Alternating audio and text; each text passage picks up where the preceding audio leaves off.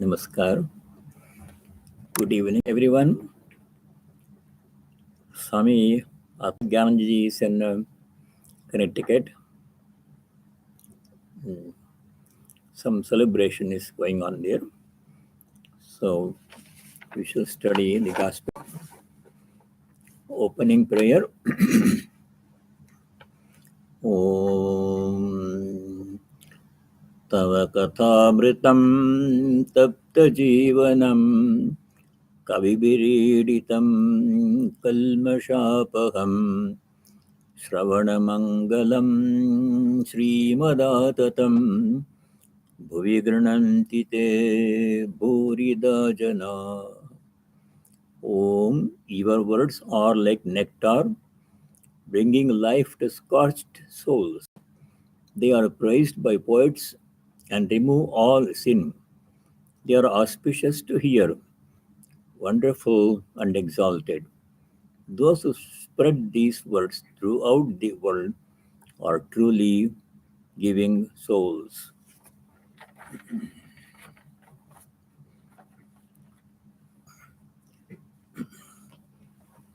I thought we should study chapter 8, the Master's birthday celebration at Dakshineshwar, page 181 in the English Gospel, 181.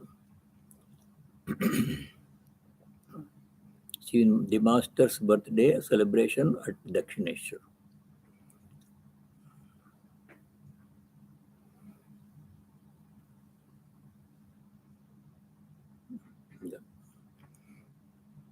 Sunday, February 18, 1883. Sri Ramakrishna arrived at Govinda Mukherjee's house at Belgaria near Calcutta. Besides Narendra, Ram, and other devotees, some of Govinda's neighbors were present. The master first sang and danced with the devotees. After the kirtan, they sat down. Many saluted the master. Now and then he would say, bow before God. What is in Bengali? Bow before God. Namaskar karo. Yeah. It is God alone, he said, who has become all this. But in certain places, for instance, in a holy man, there is a greater manifestation than in others. You may say, there are wicked men also. That is true, even as there are tigers and lions, but one need not hug the tiger god. One should keep away from him and salute him from a distance. Take water, for instance. Some water may be drunk, some may be used for worship, some for bathing, and some only for washing dishes. This, the idea that God has Himself become the universe and everything, it says here, it is God alone who has become all this. And other places he said it is the Divine Mother who has become the whole universe and the 24 cosmic principles. In the Gita, we study that God is present in all the beings in the same way. Samam sarveshu bhuteshu tishtantam parameshwaram. In either case, there is divine presence in all, and everything is divine intrinsically. Though the divinity is hidden, remains latent in most people, but it is manifest clearly in some people. Saintly people, in them we can see the presence of God. We can feel peace, tranquility, and joy when we approach them in their ambience. But in wicked people, God is present in the same way, but his manifestation, at means visibility, is not there. It is God's presence is hidden under layers of ignorance. This is what the Upanishad says. Katha Upanishad Yama says, this Atman is present in all the beings, but remains hidden from you, does not come out and become visible. Esha sarveshu bhuteshu godaha atma na prakashate. In the Katha Upanishad we study. Sarveshu bhuteshu, in all the beings, no exception. Even in the most wicked person, in animals, in inanimate objects too, in nature, in everything in nature, God is present. But in some people, God's presence is very clearly visible because they have purified their minds. The main obstruction to seeing God present within each one of us is the mind, which is full of mixed impressions in most people's cases. Our mind is full of impressions, good and bad, gathered over many lifetimes, and it is not completely pure or sattvic. That is why the presence of God within us is hidden from view. Na prakashate. It does not come out and make itself visible. The mind stands as a shield, as a concrete wall. But how does it become visible in some people? Those people who have become free from all sins and who have purified their mind by spiritual practices, by some yoga, bhakti yoga, jnana yoga, karma yoga, by doing some or some combination of these various paths, they have made themselves pure, their minds pure, and then the presence of God in them becomes clearly manifest. They are experiencing it. We are not experiencing it right now because we are still in the process of purifying the mind. So we have started spiritual practice. But they have completed their task and their minds are pure. Therefore, the presence of God becomes clearly visible in some people. We call them saintly people. That is why Sri Ramakrishna often emphasizes the importance of holy company. Again and again, Sri Ramakrishna says, seek holy company. Why? Because holy people are those whose minds are pure and who are experiencing God's presence in them. And if we seek their company, our minds also will become pure. Our mind is influenced by the company we seek. If we seek the company of wicked people, our mind will become full of negative thoughts, and that should not be done. Narada Maharshi says in the Bhakti Sutra, not only should you seek holy company, but you should actively avoid company of wicked people. Dussangaha sarvathaiva tyajyaha. Dussanga means opposite of holy company, satsanga. Because their thoughts are negative, they don't believe in the existence of God, their interests are quite different, and if we seek their company, that will be influenced by their thoughts. So Narada Maharshi says, at all costs, you should avoid company of evil, wicked people. May not be wicked, but they may not. Their interests may be quite different from ours. That is also not helpful. So here it says, salute him, tiger god.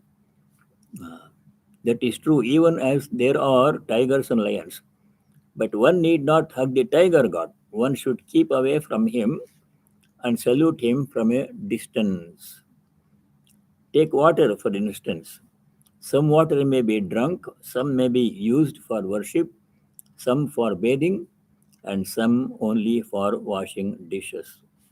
So, in another occasion, Sri Ramakrishna gave the parable of the wild elephant in the forest. There was a Gurukulam, teacher's home, hermitage in the forest, and many students were staying there in the teacher's home, and they all had their morning classes and chores, duties to do. So some boys were collecting firewood in the forest. So wild elephant comes. The Mahout cannot control it. So the Mahout is telling the people around to get out of the way of the wild elephant because the wild elephant does not know anything about God. People don't know much about God. Though we talk about God a whole lot, how much do we really know God? We're interested, we are trying, but the wild elephant does not have any idea. So it saw this boy standing there. One boy, all the boys ran away to safety. One boy stood there right in the path of the wild elephant and started praying to the elephant god. Because teacher had told that God is present in animals also. And that doesn't work in the case of wild elephant. The wild elephant took the boy away, took him in his trunk and threw him aside and went away. The boy lost consciousness, and when he was taken to the Gurukulam, when he came back, regained consciousness, the teacher asked him, "Why didn't you move away from the path of the wild elephant?" Well, all other boys ran away to safety. The boy says, "Sir, you said every day in the class you say God is present in all. So I thought I will pray to the God present in this elephant." But the teacher said, "God is present in all. That is true. God was present in the Mahut also. I was asking you to move away. You didn't see God's presence in the Mahut. You only saw in, we are trying to see God in the wild elephant. So why didn't you pay attention to Mahut Narayana, who was asking you to get out of the way?" So when we apply this and practice, we have to be careful. So that is why Narada Maharshi says, at all costs, stay away from wicked people. Wicked people does not mean really wicked people alone, but good people also, their company may not be helpful to us if they don't have the same interest as we have. They were interested in worldly things, movies and entertainment and stock market and cars, and they are good people, but their company is not good for us. Should stay away from them. From a distance, we should show respect to them, but not seek their company. A neighbor, revered sir, what are the doctrines of Vedanta? Get some water.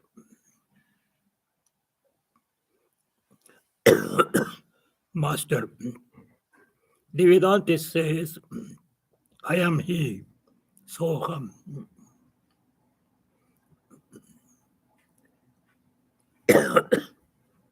Thank you. Very good.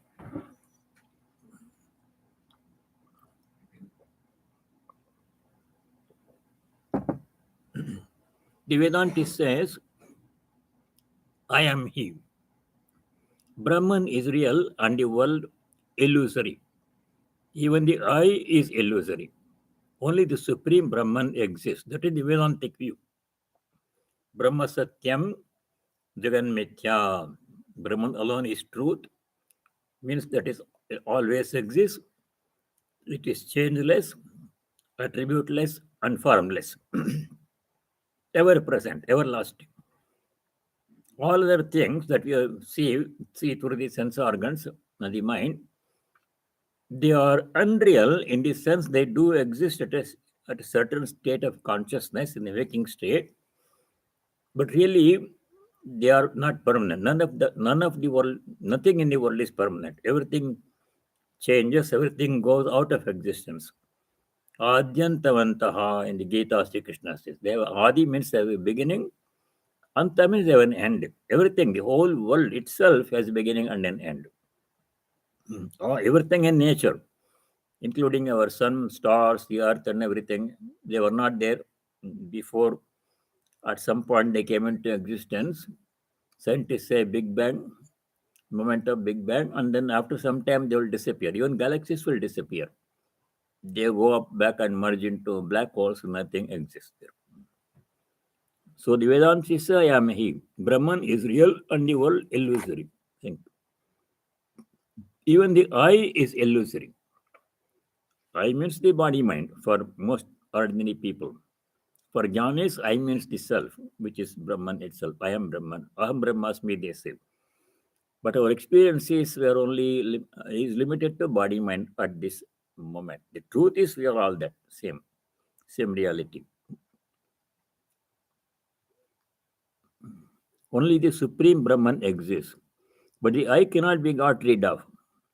Therefore, it is good to have the feeling I am the servant of God, his son, his devotee. So elsewhere, Sri Ramakrishna said the ego is not so easy to become free from. It will be there for a long time. Let it be there. The devotee says, let it be there. Jnani says, denies the ego. He says, I'm the self. I'm not the ego. I'm not the body. I'm not the mind. I'm not the functions of the mind. Mano buddhi ahankara chitta ninaham, that famous composition of Shankaracharya, Nirvana Shatkam. We have studied that. But for the bhakta, it is okay to keep the ego. Let it be there, but let it be the ripe ego. Unripe ego means I am such and such a person. I have so many good qualities. I have this. I have that. This much power. Unripe ego. Ripe ego, pakami, means yes, I am here as an individual, separate from God, but I am a servant of God. I am a child of God. I am a devotee of God. As a servant, as a dasa, as a devotee, as a bhakta, the I can remain. Then it is not harmful. The ripe ego, pakami, is not harmful. Devotees practice that. I am the servant of God, his son, his devotee. For the Kali Yuga, the path of bhakti is especially good. One can realize God through bhakti too. As long as one is conscious of the body, one is also conscious of objects. Form, taste, smell, sound, and touch, these are the objects. It is extremely difficult to get rid of the consciousness of objects. And one cannot realize I am he as long as one is aware of objects. The moment I perceive a second thing besides the self, then I'm seeing an object. That's subject object separation will come. Both are limited. There cannot be two infinities. Brahman is infinite. Anantam, Satyam Jnanam Anantam Brahma. The Upanishad says. But if I am aware of a second object besides the self, then I have the ego and I'm perceiving an object. That limits. So for devotee, it's okay. We can see God, think of God as being separate from me. Actually, some devotees prefer that. As Sri Ramakrishna famously said, I don't want to become sugar, I want to eat sugar. So did Hanuman. When Sri Rama asked Hanuman, at the end of Ramayana story, Sri Rama wanted to give a boon, reward Hanuman. So Hanuman says, I don't want liberation, Brahmajnana. And he explains why. He says, if you give me Brahmajnana, then only Brahman remains. There is no Rama, there is no Hanuman. There is no master, there is no servant, there is no Prabhu, there is no Dasa. I don't want. I want to be separate from you. So Hanuman asked for a very special boon. He asked Rama to grant him the ability to remain present wherever Rama's name is taken, wherever Rama is worshipped.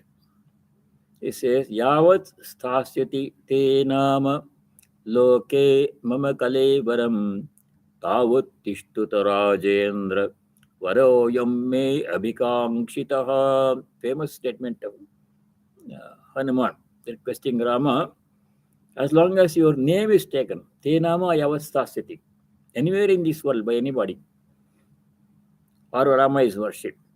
Tavat mama kalevaram tishtatu. Kalevara means body. My body remains. That means what would remain as Hanuman, as Rama's servant. He didn't want to merge in Brahman, Brahmajnana, he didn't want.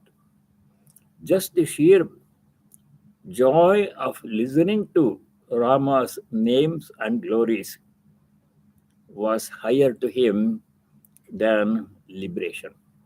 So Sri Ramakrishna said, I want to be a child. 5-year-old child playing on the Divine Mother with the Divine Mother. I don't want to Brahmajnana. So that is another view.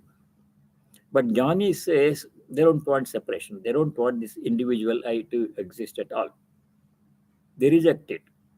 They want to become merge in Brahman, become Brahman, remain as only Brahman. Infinite pure consciousness, no name, no form, no attribute.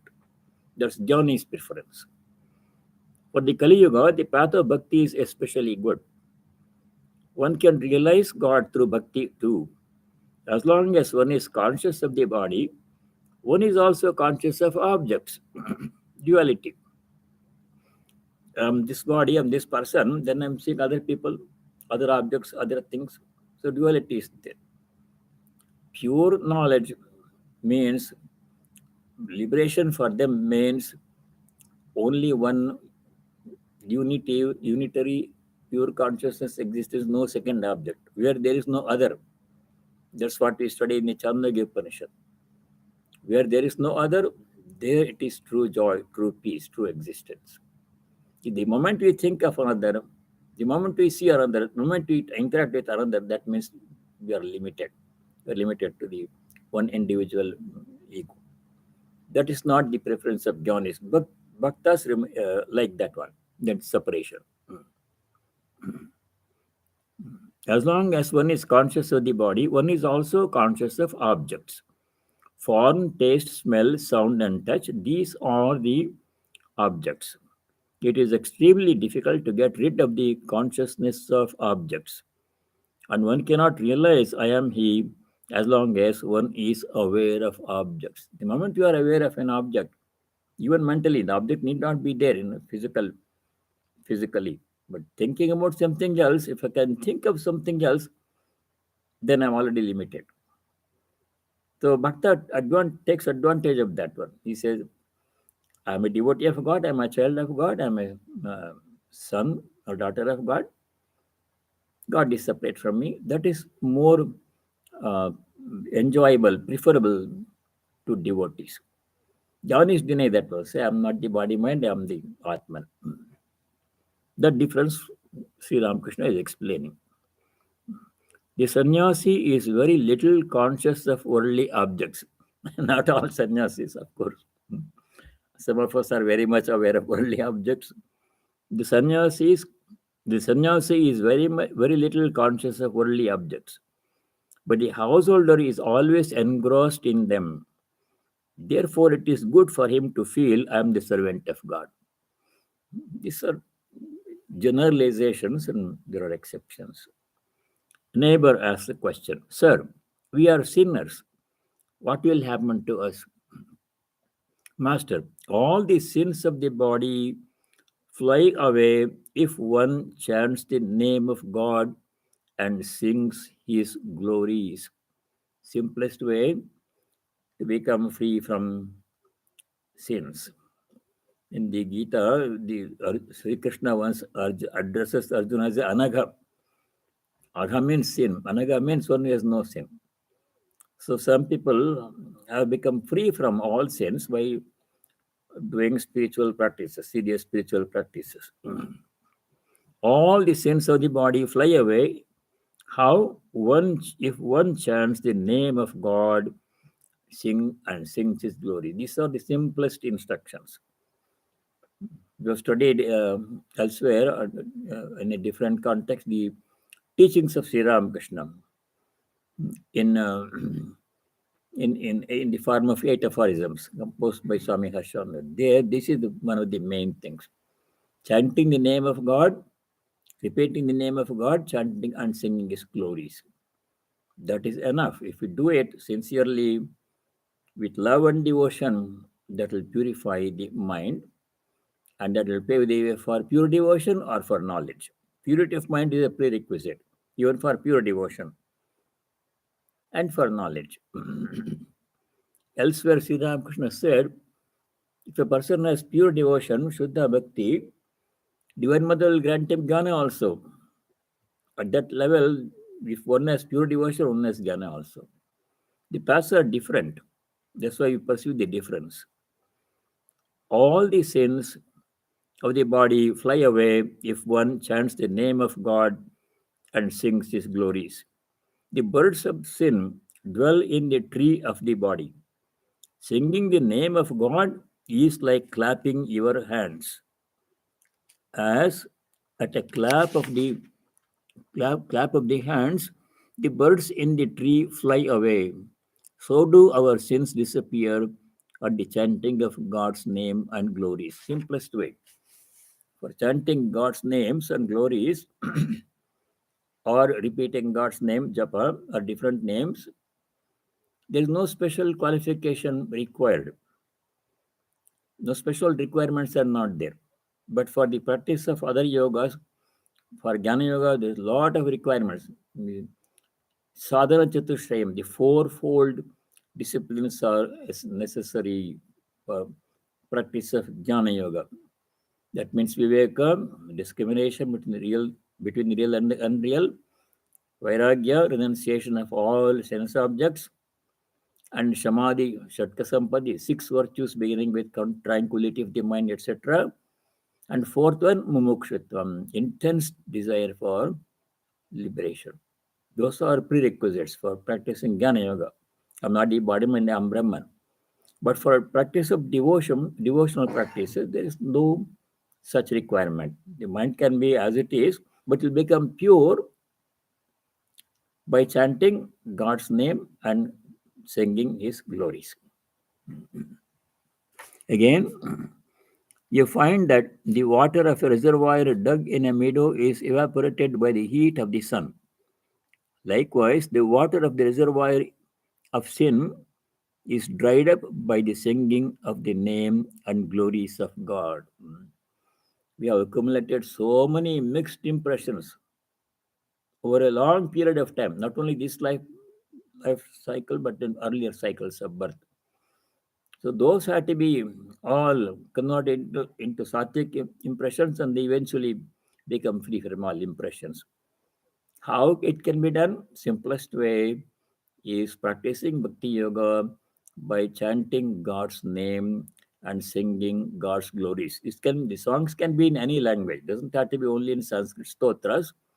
In any language, so many devotional songs have been composed by so many saints in different languages. In any language, you can chant the name of God and glories of God, sing the glories of God. That will purify the mind. You must practice it every day.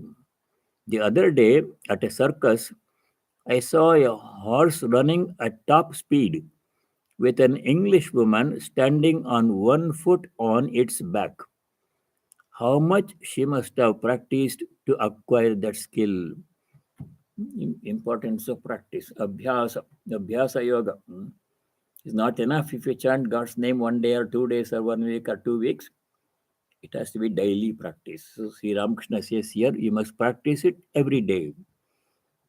Daily practicing the chanting of God's name, doing japa, singing God's glories, chanting hymns, describing the glories of God. All these things have to be done every day and all the time. Eventually, it will become a habit. Constantly practicing the presence of God by chanting God's names and glories, repeating God's name and chanting His glories, and doing all work as worship. We should not say, I'm chanting God's name, so I don't have to go to work. That won't work. We have to do our duties. At no cost, under no circumstances, should our duties be abandoned. Taking the excuse that I am chanting God's name, that will not work. We have to do our duties. But all duties have to be done as worship of God, as Sri Krishna again and again explains in many places in the Gita. Whatever we do, either secular duties such as going to work, cooking, cleaning, taking care of family, children, everything, or spiritual practices such as worship, devotional practices, they must all have to be done as if we are doing worship. They all have to be offered to God as our humble offering. They have to be done, all work has to be done as worship of God. Then mind becomes pure. You must practice it every day. The other day at the circus, I saw a horse running at top speed with an English woman standing on one foot on its back. How much she must have practiced to acquire that skill. So, importance of practice. Abhyasa yoga. Weep at least once to see God. Elsewhere, he said, if you can cry for God, weep for God, out of pure devotion, even for a short moment, one day, then you will realize God, he said. He said earlier in the first chapter, People weep for so many worldly things. They cry for money, they cry for fame, they cry for other objects that they like to have, experience they like to have. But who cries for God? Very few people cry for God. Weep at least once to see God. These then are the two means. He's summarizing. Practice and passionate attachment to God, that is to say, restlessness of the soul to see Him. One must become restless, mad for God. People may become mad for money and other things, but if one becomes mad for God, intense longing to see God, Vyakulata, he calls. Sri Ramakrishna had that Vyakulata during his earlier days. At the end of the day, in the evening, he would roll on the ground, crying with tears from his eyes, "Oh, mother, one more day has gone, and I have not seen you." Like this, with intense longing for God, he used to cry, he used to pray for the vision of the Divine Mother. That longing has to be cultivated. Vyakulata, he calls it. The restlessness of the soul to see him. Sri Ramakrishna began his midday meal with the devotees. It was about 1 o'clock. A devotee sang in the courtyard below. There is a song here. It does not say from where it is. Awake, mother, awake. How long thou hast been asleep in the lotus of the Mooladhara. Fulfill that secret function, mother. Rise to the thousand-petaled lotus within the head, where mighty Shiva has his dwelling. Swiftly pierce the 6 lotuses and take away my grief, O essence of consciousness. It is said in the Kundalini Shakti, infinite power, remains hidden within each one of us. Every one of us has it. But in most cases, it remains hidden at the lowest chakra, Muladhara chakra. But it has to rise through the 6 chakras and reach the Sahasrara, where the divine presence is there. That's culmination of all spiritual practices. Hearing the song, Sri Ramakrishna went into Samadhi. His whole body became still, and his hand remained touching the plate of food. He was eating, but he went into Samadhi. His hand is there on the plate. He could eat no more. After a long time, his mind came down partially to the plane of the sense world, and he said, I want to go downstairs. He would say something, I want to drink water.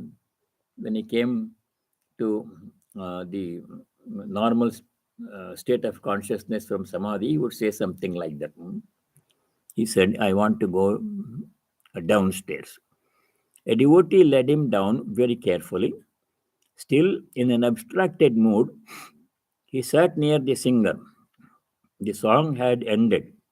The master said to him very humbly, excuse me. The master said to him very humbly, Sir, I want to hear the chanting of the mother's name again. The master says. The musician sang the same song. Awake, mother, awake. How long thou hast been asleep in the lotus of the Muladhara. The master again went into ecstasy.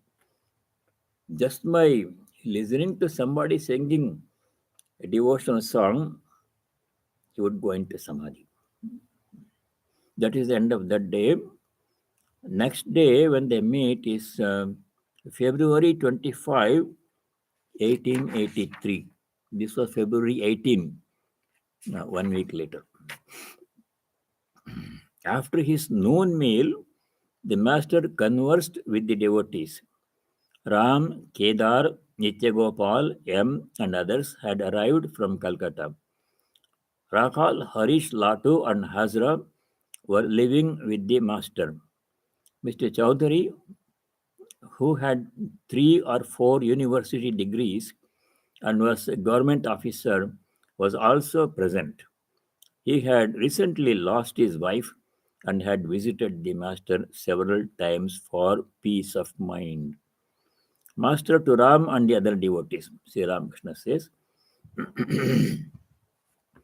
devotees like Rakhal, Narendra, and Bhavanath may be called Nitya Siddha, ever perfect, Nitya Siddha. That means they were never bound. Their spiritual consciousness has been awake since their very birth. They assume human bodies only to impart spiritual illumination to others. People like that, Rakal, Narendra, and other people, they take birth not to work out their karma, not driven by their karma, but they take birth only to help other people seeking uh, divine presence, seeking liberation. That's the only purpose why they are born in this world. They assume human bodies only to impart spiritual illumination to others. Ordinary jivas, like us, we are born to, our birth is driven by our karma, good and bad, both.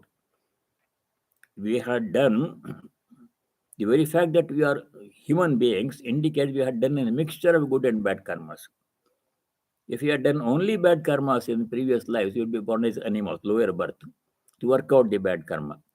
Then you cannot do anything new as animals.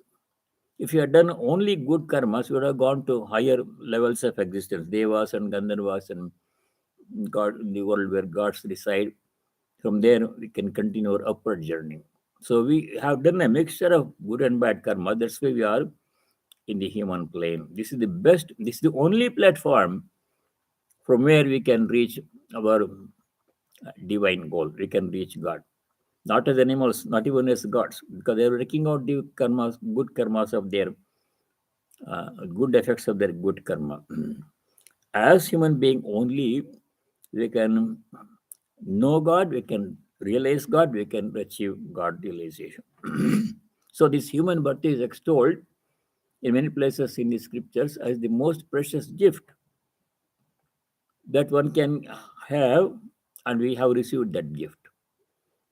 In the Vivekachudamani Shankaracharya says, three things are necessary for God realization. And we have all the three things. What are the three things essential for God realization? Manushyatvam, human birth. As animals, we cannot realize God. Only two, as much as far as I know, only two exceptions are there. Animals reaching God directly. And mumukshutvam, desire for liberation. Many people are born as human beings, but they don't all have desire for liberation. They are a desire for worldly things. They don't strive to realize God or achieve liberation. They are happy with worldly achievements. That is the important virtue, quality. Desire for liberation. Manushyatam, mumukshitvam. Third thing we need for God realization is holy company. Mahapurushasam Shrayaha.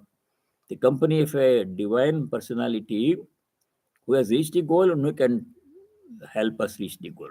Reach the goal. So all these three things have been given to us. We are in the best position to realize God in this life. So that's what Sri Ramakrishna is saying here. They assume human bodies only. There is another class of devotees known as Kripa Siddha. That is to say, those on whom the grace of God descends all of a sudden. Kripa means compassion or grace, grace of God, and who at once attain his vision and knowledge. All of a sudden. Such people may be likened to a room that has been dark 1,000 years, which, when a lamp is brought into it, becomes light immediately, not little by little. Sudden realization by the grace of God. That happens rarely, but it happens sometimes. Those who lead a householder's life should practice spiritual discipline. They should pray eagerly to God in solitude. Now, second requirement, holy company, solitude. Desire for liberation, holy company, and solitude. Prayer in solitude. To Mr. Chaudhary, God cannot be realized through scholarship. So Mr. Chaudhary was a scholar, he studied many scriptures. Who indeed can understand the things of the spirit through reason? No, all should strive for devotion to the lotus feet of God. His main emphasis was on devotion, bhakti yoga, practice of bhakti, start by Narada Maharshi, Naradiya Bhakti for Kali Yuga. So, who can understand the things of the spirit through reason? Scripture study and scholarly study of scriptures and reasoning, they don't take us to the ultimate goal. At some point, we need to study scriptures to some extent, because scriptures do two things. Tell us two things. Scriptures tell us what is the goal of life. Scriptures tell us how to reach the goal. They are like recipe books. Scriptures are like recipe books. They tell us how to prepare a certain dish, what ingredients to assemble and how to process them, how long to bake all these things, at what temperature, etc. But if you keep on reading the recipes and don't do the instructions given in the recipes, don't follow the instruction, then you'll only have mastery of scriptures, of recipes. We can chant, recite the recipes in English and French backwards and forwards, but where is the dish? So the main thing is to get the essence of the scriptures from a qualified person of Swadhyaya and then plunge into practice. This is what Narada Maharshi says in the uh, his aphorisms on devotion, Narada Bhakti Sutra. He says, Bhakti Shastrani Mananiyani Tadudbodhaka Karmani Karaniyani. Bhakti Shastra means devotional scriptures like Gita, Bhagavata, and for us, the Gospel of Sri Ramakrishna. These are devotional scriptures. Main theme is devotion. Mananiyani, he said. He did not say Pataniyani. Patana means reading. Anybody can read, but without reflection, mananam, what we read will quickly evaporate. We can't assimilate or retain what we read unless we reflect on what we read. Sravana mananam. He's not the much. He says Bhakti Shastra mananiyani. We have to reflect on them, study them and reflect on them. Then what happens? We understand the instructions of the devotional scriptures clearly and we'll be able to retain and assimilate and retain to some extent. Simple reading will not be helpful. We'll read and we quickly forget. Only a very special few people can retain what they read once. We are not in that category. Swami Vivekananda was one of such people. By reading once or by reading the beginning and end of a section, you would know what was in between. He could remember what was on a certain page in the encyclopedia. But for ordinary people, you have to read repeatedly. You have to reflect on what we read repeatedly. Then we can understand the deeper meaning. By reading, we get the verbal meaning, the actual verbal meaning, but intended meaning, Lakshyartha, will dawn upon, will come to us by reflecting on what we read repeatedly. This reading reflection has to be done iteratively, repeatedly, not just once. Then we can get the real essence of the scriptures. God cannot be realized through scholarship. Who indeed can understand the things of the spirit through reason? No, all should strive for devotion to the lotus feet of God. For this Kali Yuga, the path of devotion, especially as taught by Narada Maharshi, is most suitable. Infinite are the glories of God. How little can you fathom them? Can you ever find out the meaning of God's ways? When people used to ask him why all these things are there, why there is evil, why there is this and that, why question, you cannot understand. Science also cannot answer why question. It can answer how and what. If you ask why things fall from the sky when we throw something, why should it fall to the earth? Science explains because the power of gravity, two bodies attract each other with a certain force, which is proportional to the product of masses and divided by square of distance. Some formula can be given like that one. But why it should happen like that? Why should it not stay there? Or why should it come with acceleration of 32 feet per second? Why not did it come quickly? 64 feet per second per second? There is no answer to the why question. It is like nature is like that. So why these things are happening in this world? So much evil is there. Good people are suffering. People are fighting with each other. Why? Means it. That's how it is. But you can transcend this level and see divinity in all, then the questions disappear.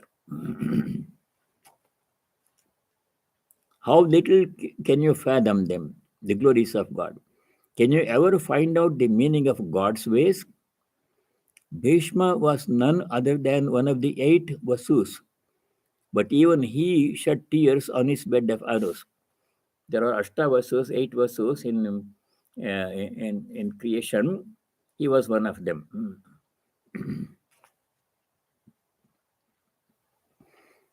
He shed tears on his bed of arrows. He said, "How astonishing!" He was not crying out of pain or anything. He wanted to wait for the onset of Uttarayana Punyakala, where the sun is in the northern half of the sky. It is believed that if you leave the body during that 6 months period when the sun is in the northern part of the sky, one will reach the destination. So I was waiting for that moment. He was not crying out of pain or anything. God Himself, but even he shed tears on his bed of arrows.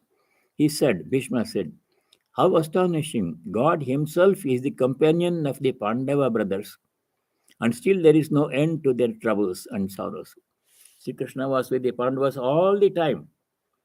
Even in their worst moments, when they were in the forest going through all kinds of problems, He was there all the time. But still, they have to go through all the problems. So much suffering they have to go through.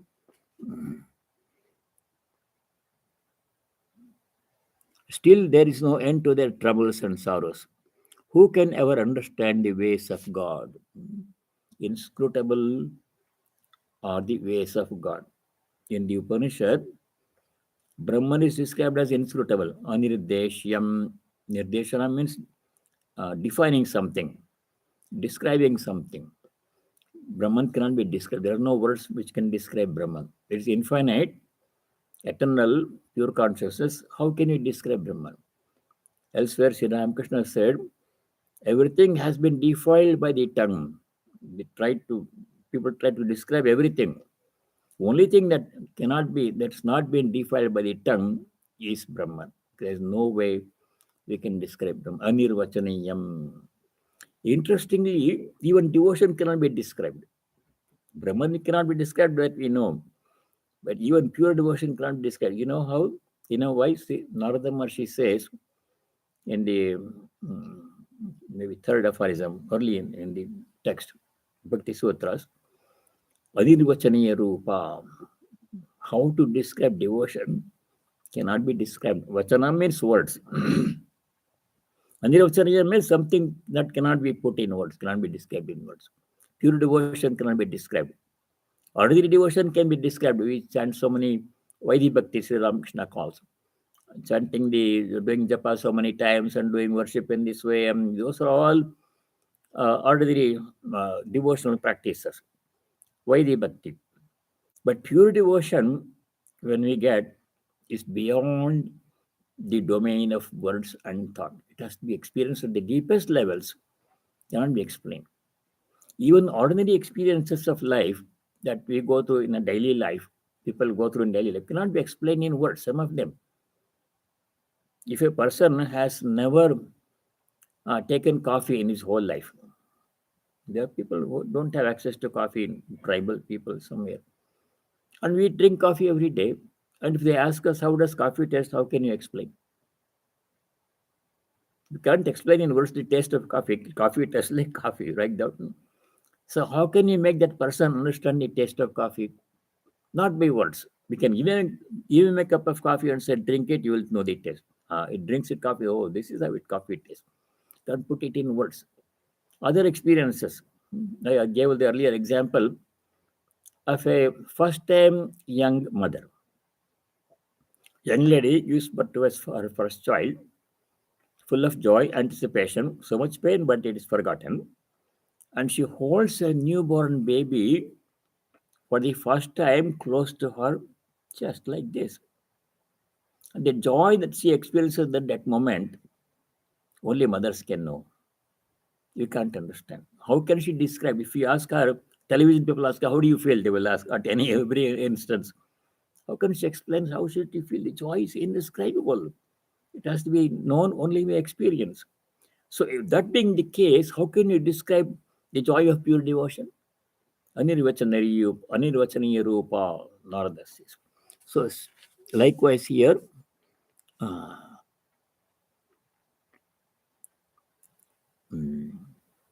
God gives one. Where was it? A man thinks, I have practiced a little. No, we didn't. Who can understand? Who can ever understand the ways of God? A man thinks, I have practiced a little prayer and austerity, so I have gained a victory over others. But victory and defeat lie with God. I have seen a prostitute dying in the Ganges and retaining consciousness to the end. Very rare to remain fully conscious at the last moment.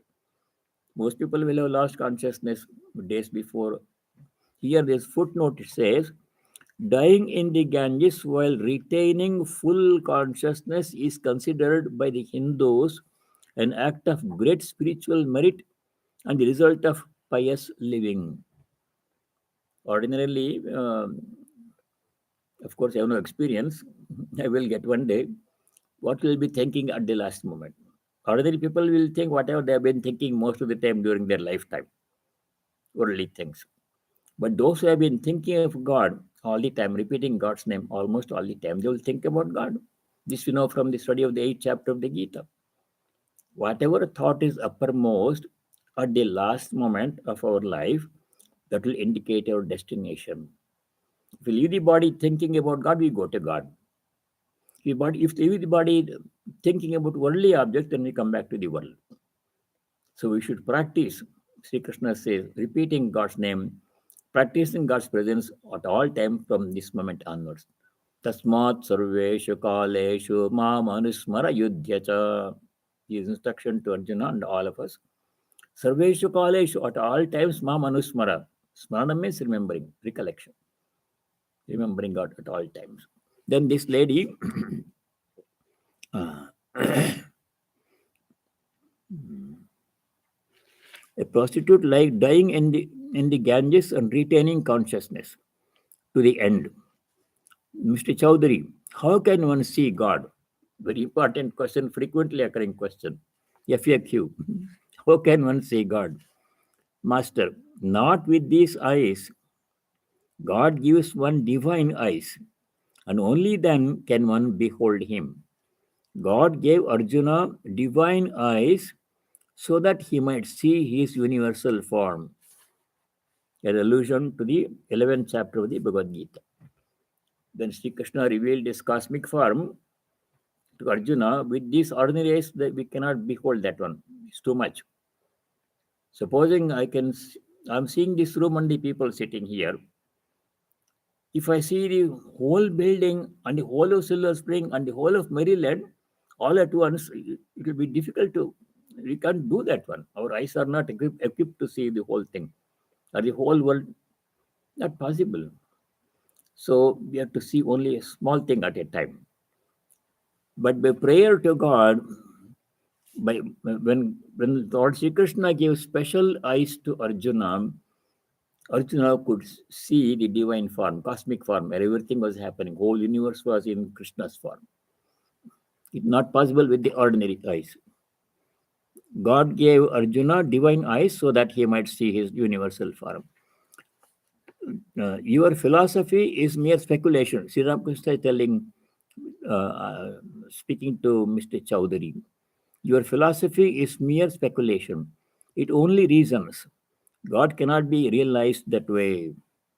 Philosophical study of scriptures gives knowledge of scriptures, but not necessarily real God realization.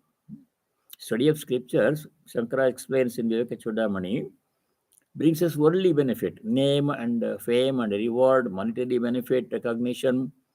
All these things will come by studying scriptures as a scholar, scholarly study of scriptures. But God realization will not come. How does God realization come? By studying the scriptures and putting into practice what the scriptures ask us to do. God cannot remain unmoved if you have raga bhakti. Raga bhakti means pure devotion, where there is no seeking. In ordinary devotion, there is seeking. In the Gita, we studied people pray to God with various motivations.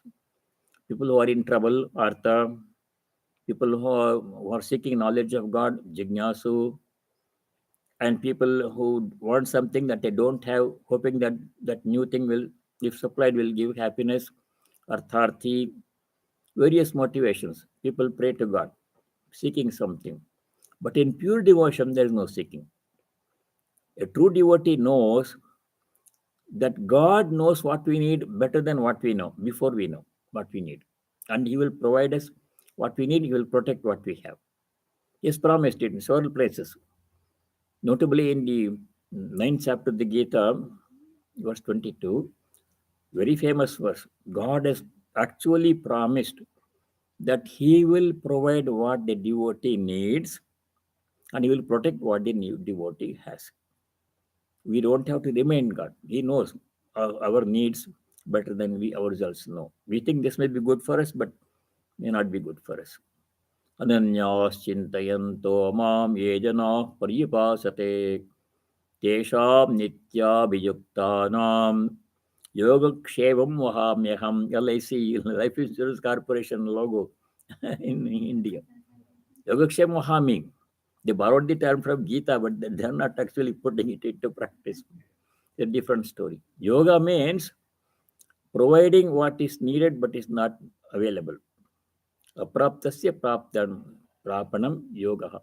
A person needs something, a place to stay, some food to eat, some clothes to wear, basic needs. God will provide. As you know, Sri Ramakrishna's instruction to Swamiji Narayana, go and pray, she will provide what you need. 3 times he went, he could not ask for these things, though he needed those things. He asked for devotion and renunciation. So they will provide, God will provide. Yoga. Ksheva means protecting what we need to keep, preserve, what He provides. That He will provide. Vahami. God's word, God's promise. Say, several promise comes in other chapters, 9th chapter also. So a devotee knows this one. So there is no seeking. Pure devotion means no seeking. Only praying to God to express one's love for God. No asking there. God cannot remain unmoved if you have raga bhakti, that is love of God with passionate attachment to Him. Do you know how fond God is of His devotees? Devotees' love? It is like the cow's fondness for fodder mixed with oil cake. The cow gobbles it out down greedily. It is said God loves us more intensely than we love God. We think we have devotion to God, but God's devotion, love for devotees, is far more intense than we can ever love God with. Raga Bhakti is pure love of God, a love that seeks God alone and not any worldly end. Pure devotion means not seeking any worldly object. Some people want promotion in a job, they don't have enough money. Some people want a job, they don't have a job. Some people want to marry, have a spouse, they don't have a spouse. Some people want to have a child, they don't have a child. Those are signs of ordinary devotion. Seeking something, it's not wrong. Shri Krishna says it is okay to seek something in the beginning. But as our devotion deepens and matures, then seeking will gradually drop away. Why should I ask God for these things? He knows what I need better than what I know. He will provide what He has promised. He will provide what I need, will protect what I have. I don't have to remind Him. That maturity, that pure devotion will come. It takes some time, it will come. I think we should stop. Raga Bhakti is pure love of God. A love that seeks God alone and not any worldly end. Prahalada had it. Suppose you go to a wealthy man every day, but you seek no favor of him. You simply love to see him. If he wants to show you favor, you say, "No, sir, I don't need anything. I came just to see you." Such is the love of God for its own sake. Raga Bhakti, pure devotion. You simply love God. I don't want anything from Him in return. That is the that's the end of that topic there in that section. we'll stop here with a closing prayer.